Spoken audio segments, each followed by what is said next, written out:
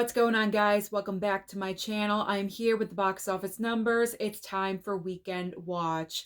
Which one of these films debuted at #1 and took it away from Predator Badlands? Was it The Running Man or Now You See Me, Now You Don't? Well, after seeing both of these films, I thought The Running Man probably would have had a better chance, but I severely underestimated the power of these magicians, because Now You See Me, Now You Don't debuted at #1 with $21.3 million just domestically.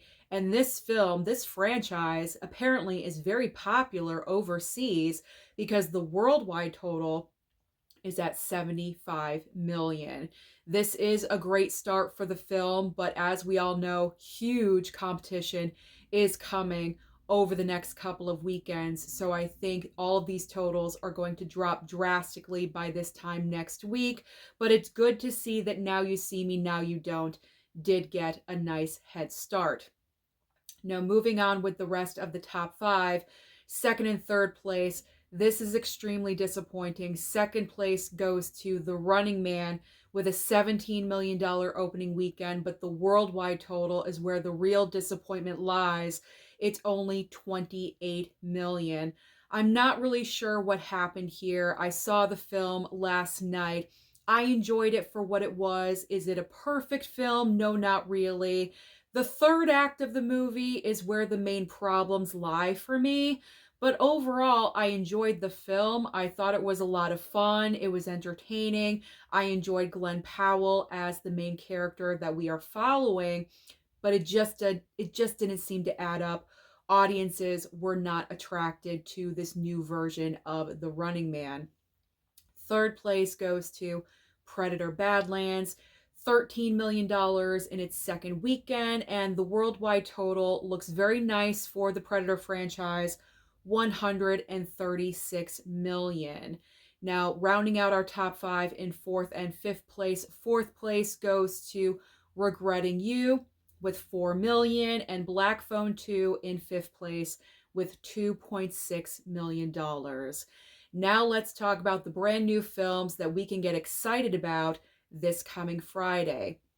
We do have three major main brand new releases. However, I think the main movie everyone is excited about, everyone is talking about, of course, is Wicked for Good.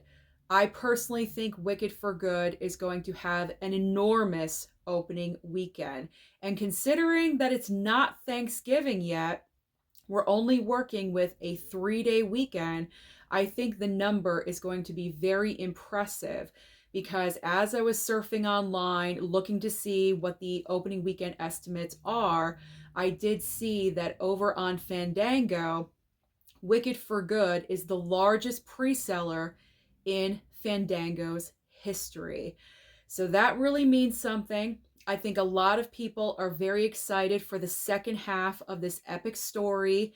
Of course, the film is back in award season conversation and with a couple of brand new songs.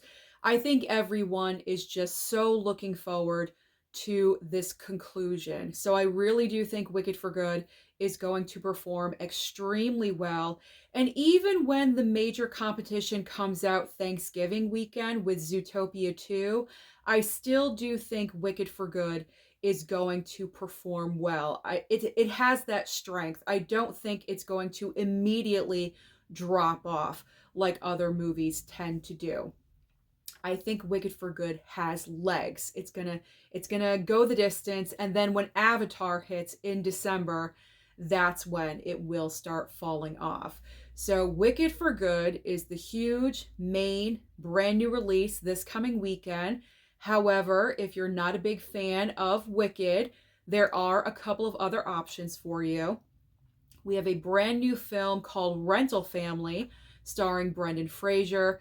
There's also Sisu, Road to Revenge. So there is a little bit of something for everyone at the box office. We have Wicked, we have a nice heartwarming story with Rental Family, kind of like inspirational, and then we have some action with Sisu. Now, I almost forgot the 1, 2, 3. This time next week, what do I think is going to be one, two, three? Well, number one is pretty obvious. Of course, that belongs to Wicked for Good.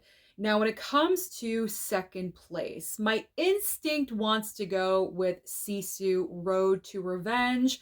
But as I'm sitting here, I can't remember how much money the first film opened up with. I don't think it was that large of an amount. I could be wrong. My memory is not the best when it comes to that. I should have looked up this information prior, but I don't think Sisu is going to make enough money to overtake Now You See Me, Now You Don't. So, first place, Wicked for Good. I will put Now You See Me, Now You Don't in second place, and third place, I will go with Sisu, Road to Revenge. We'll see what happens. I am so looking forward to seeing Wicked for Good's weekend numbers this time next week. Now let's talk about streaming, because as I always say, there's always options on streaming for you. And this coming week, there are a lot of debuts on streaming from movies that were fresh in theaters just a couple of months ago. Pretty much every single streaming service has something for you. Beginning with Netflix, we have Oh Hi premiering over there, and then also Train Dreams. Now, Oh Hi was a smaller film that went to theaters. I did go and check it out. It's a cute movie. It's kind of like a weird, interesting concept, but it was pretty much a one-time watch for myself. But I do recommend that you watch it. If you did not see it in theaters, then I do recommend, if you're looking for something kind of different outside the box, go with Oh Hi.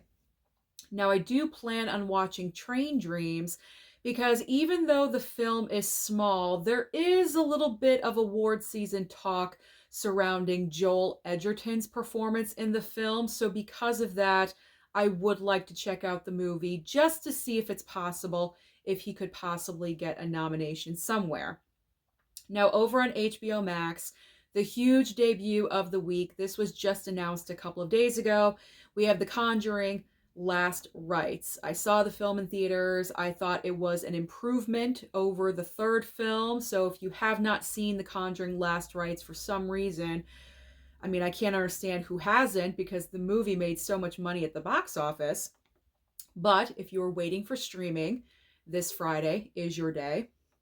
Hulu has a big debut this week with The Roses.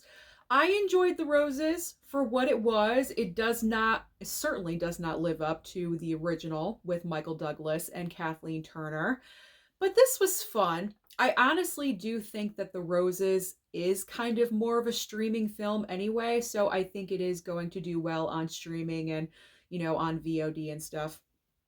Now, over on Peacock, another huge debut, The Bad Guys 2. And I'm looking forward to watching this film. I do have the 4K, so that's where I should watch it, but I am looking forward to checking this one out. Hopefully, I'm going to take days off for the Thanksgiving break. It'll give me time to catch up on movies that I have not seen yet, and The Bad Guys 2 is one of those. So if for some reason you missed out on The Bad Guys 2 in theaters, Peacock this coming Friday. This is your week. If you missed out on a lot of movies at the theater, this coming week is the time to watch all of these. Ending the video today with Apple TV, we have the return of Mark Wahlberg in The Family Plan 2.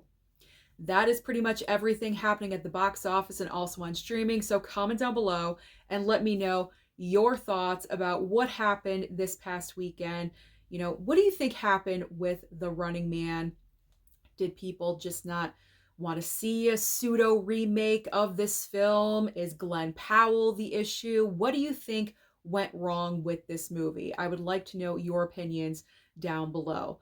Don't forget to like and subscribe before you leave, and I'll see you next time.